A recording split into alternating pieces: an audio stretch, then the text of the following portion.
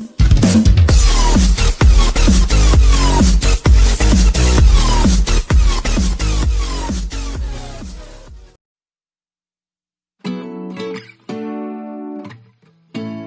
dia, pessoal, vamos lá para mais uma aula, né? Espero que todos estejam bem. Mais uma semana iniciando, a gente inicia nossa semana na quarta-feira, é diferente, né? Todo mundo começa a semana na segunda, nós do sétimo ano aqui a gente começa na quarta-feira, é a primeira aula de geografia, né? Começa a semana referente à aula de geografia. Então, vamos lá, né? Correções, e aí continua na região norte, que é a nossa última região aí, a ser estudada por esse livro. Relevo e hidrografia. A gente já viu clima, já viu vegetação, entrando agora em relevo e hidrografia dessa região aí, que é a maior região em termo territorial do Brasil, né? Pessoal, mas tenho em mãos aí o livro de atividades na página 23, tá certo? Abram aí para que a gente possa acompanhar a correção. Primeira, letra B. Consulte o mapa político do Brasil para localizar 4 estados que se encontram nas áreas mais afetadas pelas secas deste século na Amazônia. Então são eles: o Mato Grosso, que não está na região norte, e sim na centro-oeste, Rondônia, Amazonas e Acre. O Pará também poderia ser citado, tá bom? Letra C. 2 domínios morfoclimáticos brasileiros e a faixa de transição situada entre eles encontram-se nas áreas mais vulneráveis à seca. Pesquisem o Atlas quais são esses domínios. Então, quais são os domínios que estão sendo afetados aí pela seca? É o domínio amazônico e o cerrado, né? Então, isso aí era fácil, não tinha mistério. Quinta questão, observe a imagem a seguir. Aí você vê a imagem, né? A floresta amazônica é formada por um grande conjunto de espécies vegetais de diferentes alturas. Então, realmente, tem várias alturas aí as espécies vegetais da Amazônia. Pesquise em seu livro e descreva, empregando os termos da ciência geográfica, as características expressas na afirmação do quadro e na fotografia. Então a gente vai ter que falar com os termos técnicos que são utilizados em geografia. Abaixo do dossel, que é aquela copa de árvores, né, da floresta amazônica, se eleva a cerca de 40 metros, esse dossel aí. Encontram-se árvores de médio porte, vegetação arbustiva e rasteira, compondo rico e heterogêneo bioma.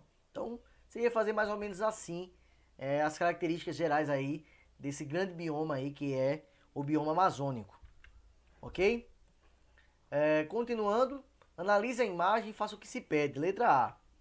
Por que inúmeros rios e igarapés amazônicos apresentam seu curso tão repleto de curvas em forma de fechadura? De ferradura, desculpa, fechadura o quê? Ferradura. Olha, pois esses rios se situam em superfície muito plana. Então, devido a questão da planície, né? A gente sabe que a Amazônia está numa planície. Devido a essa planície aí, tem essas declividades que acabam tornando esses rios aí em várias curvas, tá certo? Devido à forma do relevo que é uma planície. E aí entramos agora, pessoal, no livro didático, ok? Página 42. Então, abra aí. O que são rios voadores? Primeira questão aí, o que são rios voadores? Aí são fluxos de ar carregados de umidade, formam-se com a umidade da floresta amazônica. Então, pessoal, é nada mais do que o vapor de água, né, que é gerado pela umidade, né, que é carregado aí pelas massas de ar. Então, são os rios voadores. Segundo, qual fator natural auxilia na mudança de direção dos rios voadores, né? Que fator auxilia nessa mudança? É a presença da Cordilheira dos Andes. Quando chega lá, bate e aí muda a direção desses rios voadores. Terceiro, com a compreensão dos rios voadores e de outros elementos, é possível afirmar corretamente que a influência da Amazônia vai muito além da própria floresta? Sim. Essa umidade é levada aí para várias outras regiões. Então ela acaba influenciando diversas outras regiões aí com chuvas. 4. O desmatamento da floresta amazônica pode afetar o clima de outras áreas? Sim, também, provavelmente. Porque se você desmatar a floresta, vai ter menos umidade e, consequentemente, vai ter menos chuvas também que serão levadas para outras regiões. Então, pode sim comprometer outras áreas. E aí a gente inicia aí no nosso tema de hoje, né, que é relevo e hidrografia, né? Como é possível observar no mapa a seguir, a estrutura geológica da região norte é composta basicamente de rochas sedimentares, né, e também de rochas cristalinas magmáticas e metamórficas. Então a gente vai ver um pouquinho desse tipo dessa composição da estrutura geológica do relevo da região norte. Ela é composta basicamente por sedimentos, rochas sedimentares e também rochas metamórficas e magmáticas, tá bom? A gente vai poder acompanhar direitinho aqui, pessoal. Vejam só, nós temos um mapa da região norte, né? Mas é um mapa diferenciado, um mapa que mostra as unidades do relevo, a estrutura geológica, né? Desse território aqui, dessa região. Vocês podem ver que esses xizinhos que tem aqui, olha, rochas cristalinas. Onde tiver o X aqui, ó, em Roraima, né? Tem muito X aqui que é justamente composto por rochas cristalinas. Os pontinhos são rochas sedimentares, tá bom? Para vocês poderem diferenciar. As cores são as unidades do relevo. Então, o roxo é o que? Planaltos, ok? O laranja é a depressão, são as depressões. E o verde são as planícies, tá certo? Então, sem mistério aí, você pode ver que é composto majoritariamente, a maioria aí de depressões, a região norte do Brasil, ok? E temos aí rochas cristalinas e também rochas sedimentares aí compondo aí essa unidade do relevo. Continuando, pessoal, quanto ao relevo, a região apresenta planícies, planaltos e depressões, né? A planície amazônica corta toda a região no sentido oeste e leste, por onde escorre o rio Amazonas. Então, enquanto vai pelo caminho que percorre o rio Amazonas, também existem várias planícies, né? Até porque o rio Amazonas é um rio típico de planície. Os planaltos da região norte são relevos de diversas altitudes, então tem várias altitudes, das mais baixas às mais altas, como por exemplo os dois pontos mais elevados do Brasil estão na região norte, que é o Pico da Neblina, que é o ponto mais elevado, com 2.995 metros de altitude, e o Pico 31 de Março, com 2.974 metros de altitude, além de termos também o Monte Roraima, com 2.734 metros de altitude. Então destaca esses dois aqui, olha, Pico da Neblina, que é o maior do Brasil, e o segundo maior do Brasil, o Pico 31 de Março. Lembrando que nenhum ponto do Brasil ultrapassa os 3.000 metros de altitude. As depressões são um caso à parte, tá certo? Já que a região norte temos uma exceção. A maior parte das depressões constitui relevos rebaixados pela ação erosiva sobre estruturas antigas e cristalinas. No entanto, a depressão amazônica ocidental foge a essa regra, ok? Elas não se caracterizam como planície, né, pois estão no processo de desgaste ainda, né, mesmo de forma tênue. Então parece com uma planície, essa depressão amazônica ocidental, mas não é, porque ainda ocorre um processo de desgaste, que é bem típico de regiões de depressões. A compreensão da geologia é de suma importância para entender também o elevado potencial mineralógico da região. Ou seja, é importante compreendermos, pessoal, a questão da geologia para entendermos se tem fontes minerais de importância aí para extrair nessa região. Então, nos escudos cristalinos, a gente encontra bastante minerais metálicos. São extremamente importantes aí para a economia, né, do setor primário brasileiro. E também, pessoal, nas bacias sedimentares a gente pode encontrar outros recursos naturais e também a formação de aquíferos, que a gente vai ver também daqui a pouco, falando sobre aquíferos. Chegamos agora na hidrografia. As águas oceânicas da região norte seguem o padrão das demais regiões brasileiras.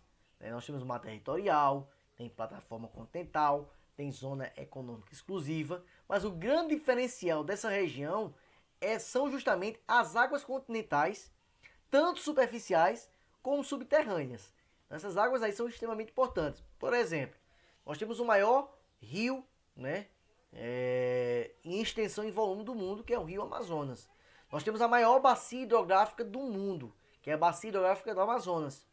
Nós temos aí o maior aquífero também, talvez seja o maior aquífero do mundo, que é o Alto do Chão. Então, a região norte do Brasil é extremamente importante quando se refere a recursos hídricos. Tem uma importância muito grande, né, essa região aí. Seja para abastecimento da própria região, seja para transporte, né? Pois os rios são bem tipos de transporte, né? São rios de planície, a maioria deles, mas também existem também áreas de rios de planalto que acabam gerando energia, como é o caso da bacia hidrográfica do Tocantins-Araguaia, né? Que tem aí a usina Tocantins-Araguaia, se eu não me engano, Tucuruí, usina Tucuruí, lá no Tocantins. Pessoal, região hidrográfica amazônica. Tá aqui uma imagem que mostra essa região. Você pode ver aqui é o Rio Amazonas, né? Esse rio maior aqui é o Rio Amazonas que vai cortando aqui a região e aqui tem seus afluentes, né? Vários afluentes aqui ó, que vão dando substância aí para dando suporte aí para o Rio Amazonas. A região hidrográfica amazônica é muito extensa, né? E fica em uma região de clima muito chuvoso, o que abastece os pequenos e grandes rios da região. Os aproveitamentos dos rios da região são principalmente para o abastecimento humano. Então, pessoal, a principal finalidade desses rios é abastecer justamente a população que está ali existente. E também para o transporte. Lá é difícil acesso a essas regiões amazônicas, então eles acabam utilizando muito o transporte aquaviário, né? Aquelas barcas para atravessar de uma cidade para outra e etc. Mas também existem usinas, como foi o caso de Belo Monte, né? Uma polêmica aí que teve muito grande com relação a Belo Monte, que a gente vai ver depois, mais para frente. 60% da região hidrográfica do Tocantins-Araguaia está na região norte, que é que temos a hidrelétrica de Tucuruí, que eu tenho falado agora há pouco, né? Que é muito importante aí para geração de energia elétrica nessa região. Da mesma forma ocorreu com a região hidrográfica amazônica. A instalação de hidrelétricas na região do Tocantins-Araguaia vem gerando diversos problemas. Então essas hidrelétricas têm o lado bom, o lado positivo, que é justamente a questão de geração de energia, tá certo? Mas tem uma negativa aí que acaba gerando alguns impactos ambientais. Vão desde questões ambientais, são alguns impactos, como também conflitos com indígenas, que aí reivindicam seus postos, suas terras, tem essa questão todinha lá, dessa questão indígena nessa região. Continuando, pessoal, o baixo nível das águas dos rios está relacionado à redução das chuvas. Então tem épocas de seca lá que os rios acabam baixando aí o seu nível, né?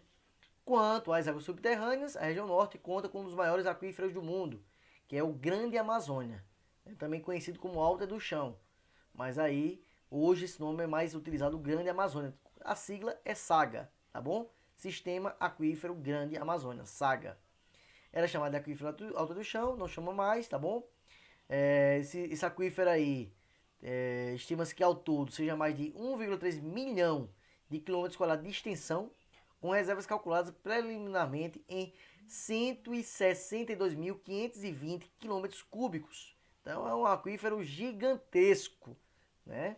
Que aí pode abastecer, por exemplo, a toda a população mundial aí durante 100 anos. Só esse aquífero. Então veja só a capacidade aí que esse aquífero tem. E aí a gente finaliza com o livro de atividades, tá certo? Página 24, entregar até quinta-feira, tá bom? Qualquer dúvida à disposição. Fique com Deus. Até a próxima. Tchau, tchau.